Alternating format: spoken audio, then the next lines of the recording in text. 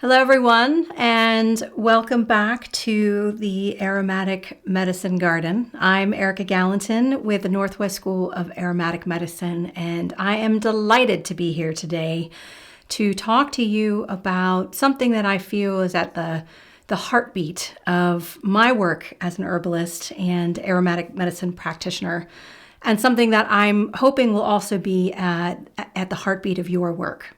And this is a subject surrounding this idea of actually building relationship with the plants, being in relationship with the plants that we rely on for aromatic medicine.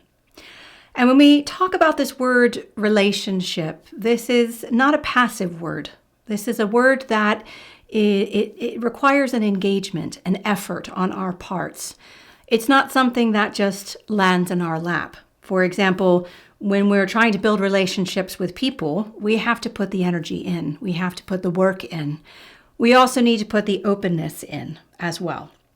And so this is really important. This idea of building relationships with the plant kingdom and putting effort in to do so.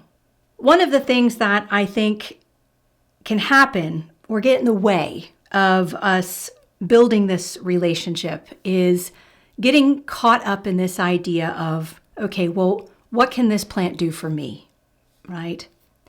And this is a very kind of self-centered approach to relationships. You know, if you can imagine, again, I'll be using the metaphor of human relationships throughout our talk today.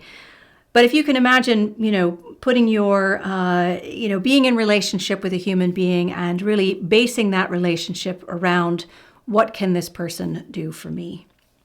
Now, there are a variety of situations within human relations where that may be the way things go. For example, a boss to an employee or future hire or something like that, where the person becomes a commodity, right?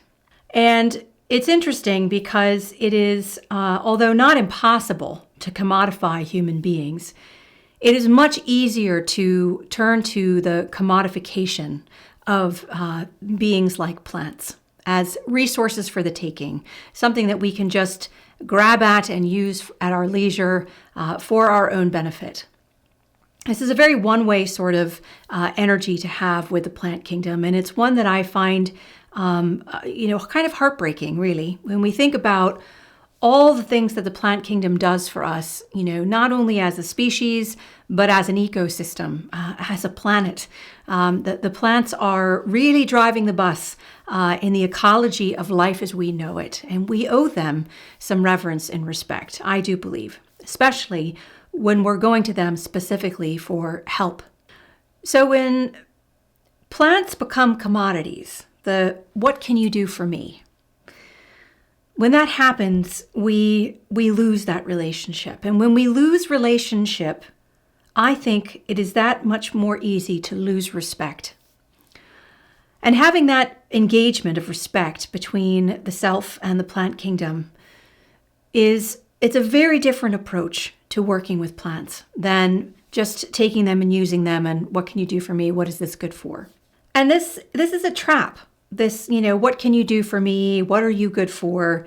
This is a trap that we can get into when we are learning about, aromatic plant medicine or herbal medicine, or learning about how to incorporate aromatic plants as tools for healing, right? We can get caught in this trap of what can you do for me? What are you good for? How do we shift our perceptions to really looking at and perceiving the who of the plant and who it is in the world?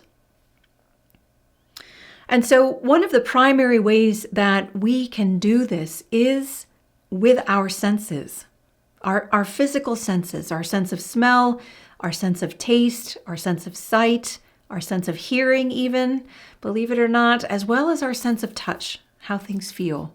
And not only how they feel on the surface of the skin, but how they feel in the body, right, as well, as we interact with them medicinally.